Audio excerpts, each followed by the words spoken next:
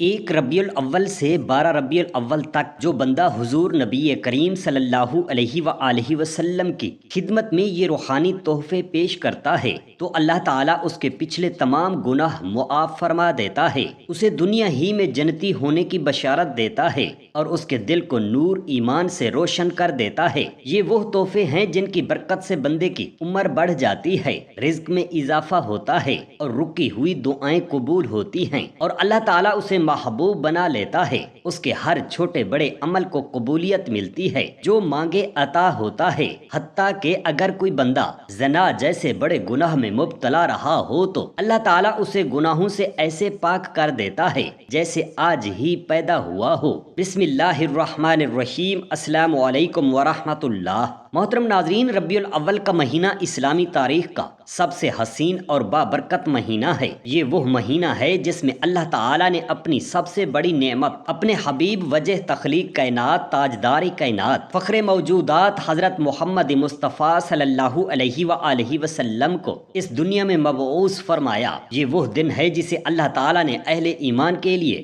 خوشی اور مسرت کا دن بنایا، کیونکہ اسی دن رحمت للعالمین نبی کریم حضرت محمد مصطفیٰ صلی اللہ علیہ وآلہ وسلم کی ولادت ہوئی۔ تاریکیوں اور ظلمتوں میں ڈوبی ہوئی دنیا کو نور کی کرن نصیب ہوئی۔ قرآن پاک میں ارشاد ہوتا ہے، اور ہم نے آپ کو بھیجا مگر تمام جہانوں کے لیے رحمت بنا کر، پس آپ صلی اللہ علیہ وآلہ وسلم کی آمد سراپے رحمت ہے، اور ربیع الاول کا ہر دن اس رحمت کے نزول کی یاد دلاتا ہے۔ ربیع الاول کا سب سے بڑی فضیلت یہ ہے کہ اس مہینے کو اللہ تعالیٰ نے اپنے محبوب مصطفیٰ حضرت محمد صلی اللہ علیہ وآلہ وسلم کی آمد کے سبب صرف خاص عطا کیا۔ آپ صلی اللہ علیہ وآلہ وسلم کی ولادت بسعادت مکہ مکرمہ میں باروز پیر 12 ربیع الاول کو ہوئی۔ صحیح احادیث میں آتا ہے کہ رسول اللہ صلی اللہ علیہ وآلہ وسلم نے خود فرمایا، میں پیر کے دن پیدا ہوا اور اسی دن مجھ پر وحی نازل کی گئی۔ اس حدیث مبارکہ سے معلوم ہوا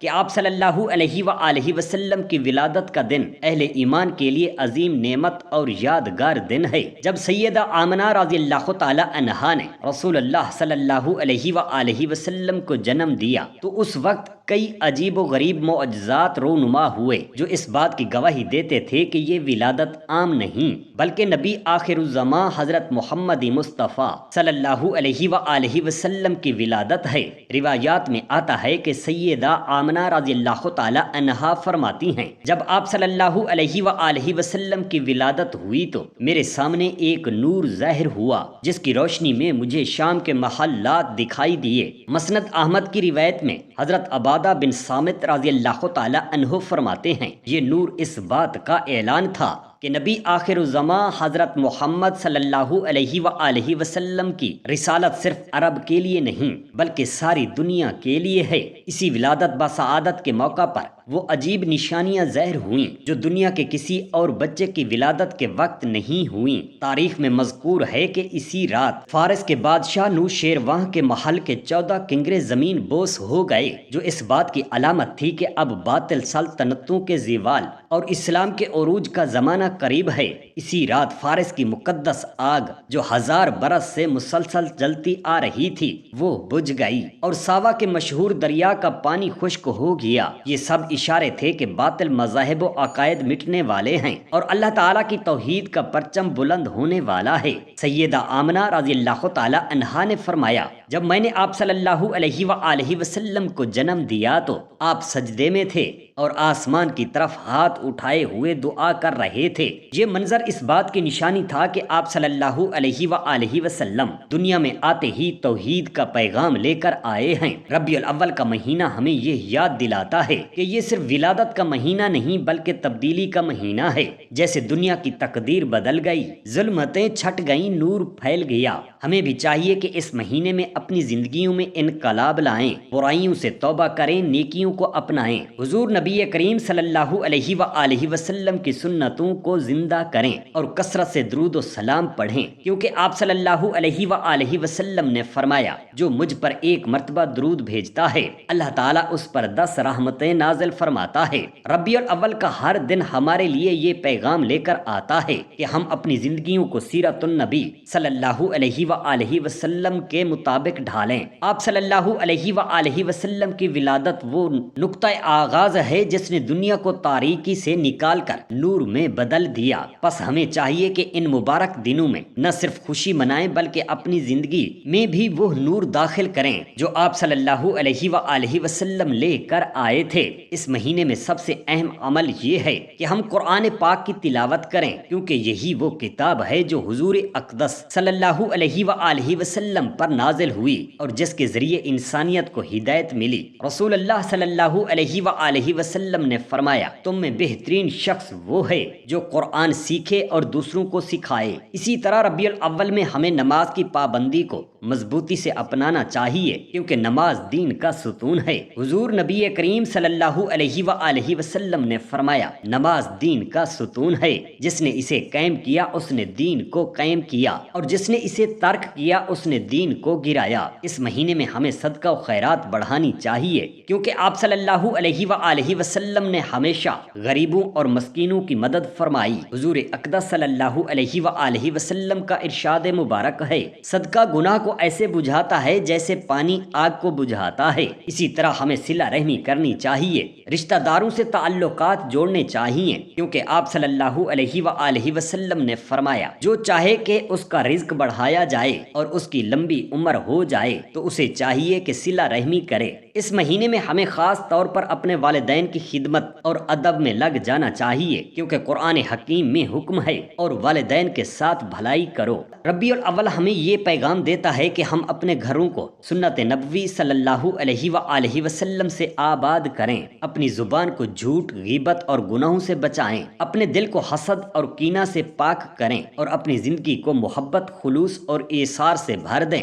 کیونکہ یہی وہ تعلیمات ہیں جو آپ صلی اللہ علیہ وآلہ وسلم نے ہمیں عطا کی ہیں اور جن کے ذریعے انسانیت نے سکون پایا۔ اس مہینے کی برکت یہ بھی ہے کہ جو شخص اس میں نبی کریم صلی اللہ علیہ وآلہ وسلم سے محبت کا اظہار کرتا ہے اللہ تعالیٰ اس کے دل کو سکون عطا کرتا ہے، اس کے رزق میں برکت دیتا ہے اور آخرت میں جنت کی خوشخبری دیتا ہے، جیسا کہ آپ صلی اللہ علیہ وآلہ وسلم نے فرمایا آدمی قیامت کے دن اسی کے ساتھ ہوگا جس سے وہ محبت کرتا ہے۔ پس اگر ہم چاہتے ہیں کہ قیامت کے دن رسول اللہ صلی اللہ علیہ وآلہ وسلم کی معیت نصیب ہو تو ہمیں ان مبارک دنوں میں محبت و اطاعت کے عملی ثبوت دینے ہوں گے۔ اللہ رب العزت نے ہر نبی کو اپنی شان کے مطابق فضیلت عطا فرمائی، لیکن تاجدار کائنات حضرت محمد مصطفیٰ صلی اللہ علیہ وآلہ وسلم کو وہ شان بخشی جس کی مثل نہ پہلے کسی کو ملی اور نہ قیامت تک کسی کو ملے گی۔ سابقہ انبیاء کی امتوں کے ساتھ یہ معاملہ رہا کہ وہ بار بار عذاب الہی میں مبتلا ہوتی رہیں، کبھی ان کی شکلیں مسخ کر دی گئیں، کبھی زمین دھنسائی گئی، کبھی آسمان سے پتھروں کی بارش برسی، کبھی تیز آندھیاں اور کبھی طوفان۔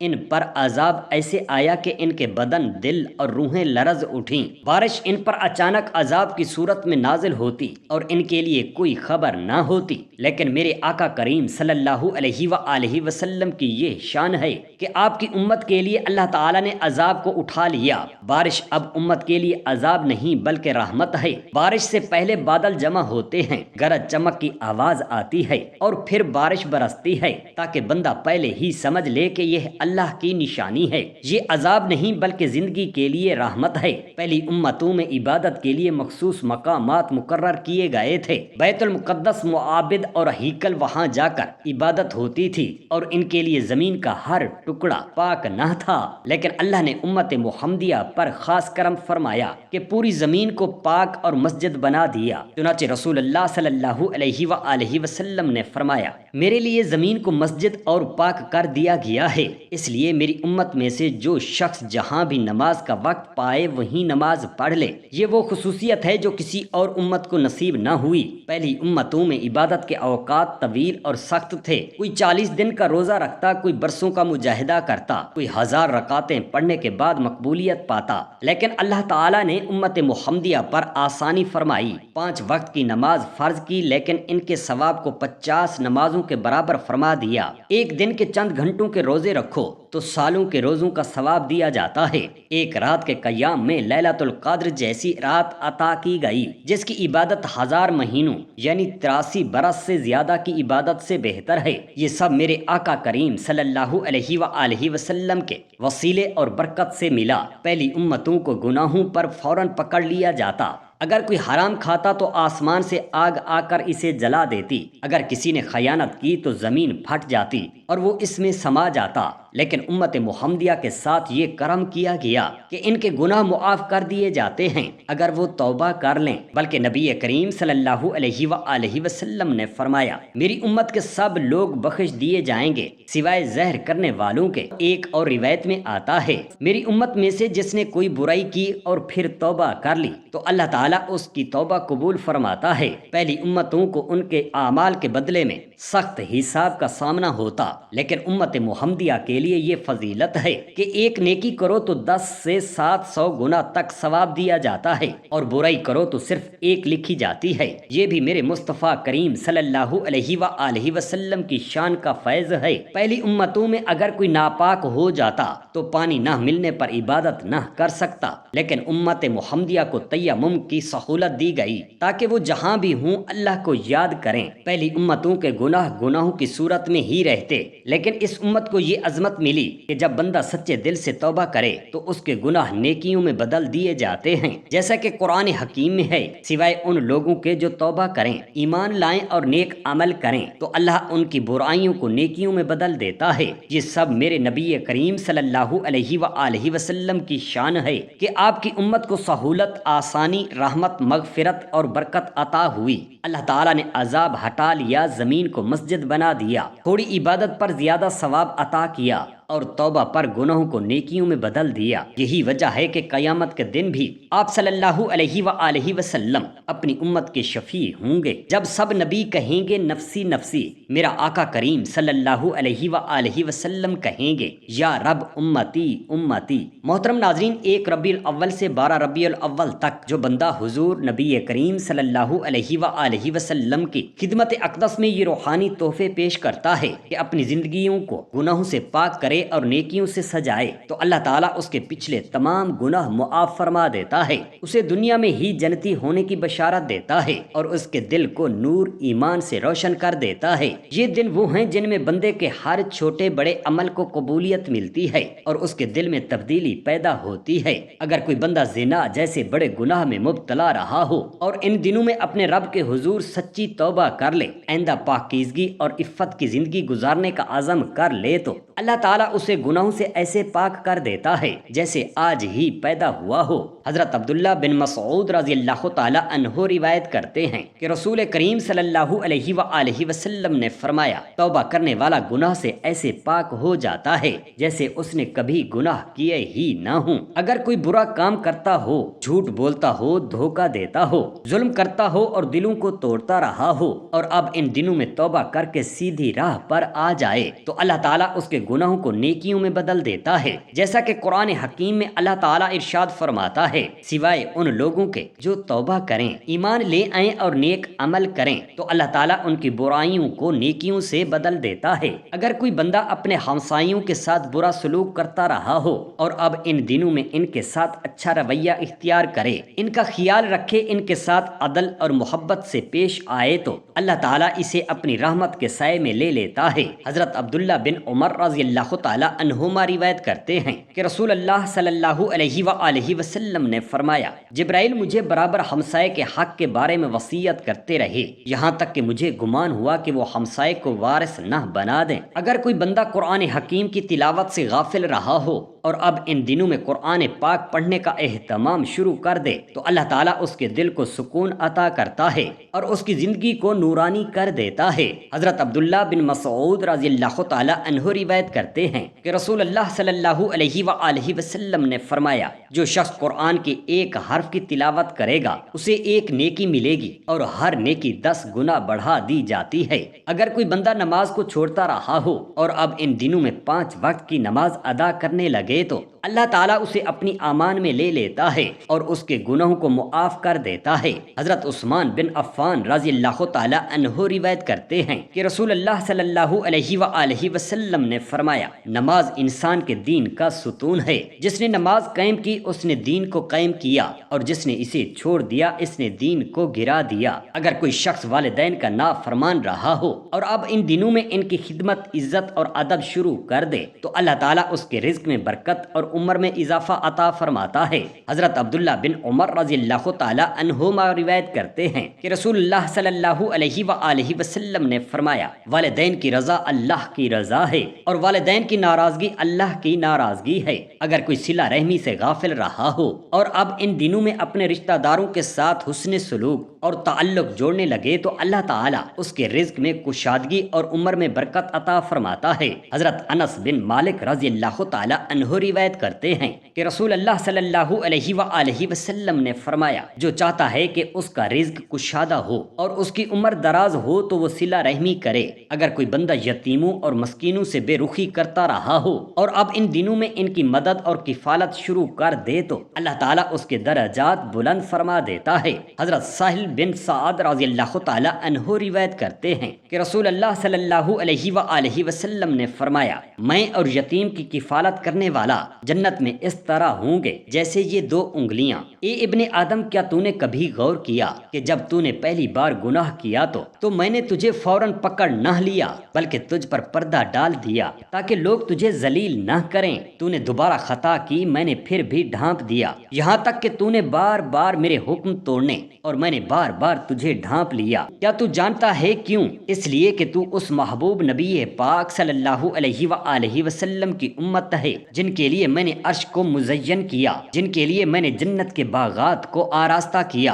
اور جن کے لیے جہنم کے دروازوں کو بند کرنے کا سامان رکھا۔ اے ابن آدم، تو رات کی تاریک میں نافرمانی کرتا ہے اور دن کی روشنی میں بے فکری سے چلتا ہے، لیکن میری زمین تجھے گراتی اور پکڑتی نہیں، میرا آسمان تجھ پر گرتا نہیں۔ میں نے تجھے مہلت دی تاکہ تو میرے در پر جھک جائے، توبہ کرے۔ تو لوگوں کا حق مارتا ہے، غریبوں کا رزق کھا جاتا ہے، رشتہ داروں سے قطع تعلق کرتا ہے، پھر بھی میں تجھے ڈھیل دیتا ہوں۔ شاید کہ تیری آنکھیں ایک دن اشک بہا دیں، شاید تیری زبان پر توبہ کا ایک لفظ آ جائے۔ اے ابن آدم، میں نے تجھے ماں کے پیٹ میں شکل دی، تجھے رزق پہنچایا، تجھے دل دیا، عقل دی، تو میرا ناشکرا ہوا، لیکن میں نے اپنی رحمت کو تیرے اوپر غالب رکھا۔ اگر تو 100 سال بھی نافرمانی کرے اور ایک لمحے کو سچے دل سے پلٹ آئے تو میں تیرے گناہوں کو ایسے مٹا دوں گا جیسے وہ کبھی تھے ہی نہیں۔ اے ابن آدم، میں وہ رب ہوں جو 70 ماؤں سے بڑھ کر چاہنے والا ہوں۔ تو میری نافرمانی کرتا ہے اور میں پھر بھی تجھے اپنے دوستوں میں شامل کرنا چاہتا ہوں۔ تو مجھے بھولتا ہے اور میں تجھے یاد رکھتا ہوں۔ تو گناہوں میں ڈوبا رہتا ہے اور میں تیری بخشش کے بہانے ڈھونڈتا ہوں۔ سن، میری رحمت کے دروازے تیرے لیے کھلے ہیں، واپس آ جا، کیونکہ تجھے اسی نبی کا امتی بنایا گیا ہے جو سراپا رحمت ہیں، جن کی دعا سے میں نے ان کے مانگنے والوں کو بخش دیا اور جن کی شفاعت کے صدقے میں قیامت کے دن بھی تجھے امان مل سکتی ہے۔ اگر کوئی بندہ درود شریف پڑھنے سے غافل رہا ہو اور اب ان دنوں میں کثرت سے حضور اقدس صلی اللہ علیہ وآلہ وسلم پر درود بھیجنے لگ جائے تو اللہ تعالیٰ اس پر اپنی رحمت کے دروازے کھول دیتا ہے۔ حضرت ابو ہریرہ رضی اللہ تعالیٰ عنہ روایت کرتے ہیں کہ رسول اللہ صلی اللہ علیہ وآلہ وسلم نے فرمایا، جو مجھ پر ایک مرتبہ درود بھیجتا ہے اللہ تعالیٰ اس پر 10 رحمتیں نازل فرماتا ہے۔ سبحان اللہ۔ اللہ تعالیٰ ہمیں تمام مسلمان بہن بھائیوں کو ان احادیث مبارکہ پر عمل کرنے والا بنائے اور نبی پاک صلی اللہ علیہ وآلہ وسلم پر کثرت سے درود شریف بھیجنے والا بنائے۔ آمین یا رب العالمین۔ جزاک اللہ خیرا کثیرا۔